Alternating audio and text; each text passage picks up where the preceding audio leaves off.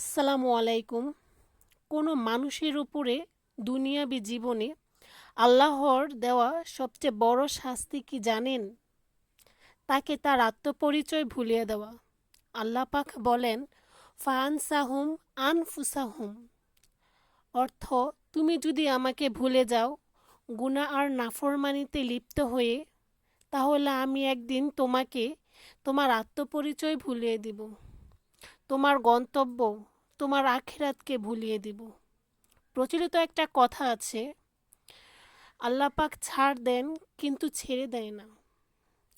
জীবনে পাপ কাজ করতে করতে জীবনকে এরকম পর্যায়ে নেবেন না, আপনার নফস, আপনার পবিত্র আত্মাকে এরকম পর্যায়ে অবস্থান করাবেন না যেন আপনি নিজেই নিজের গন্তব্যকে ভুলে যান।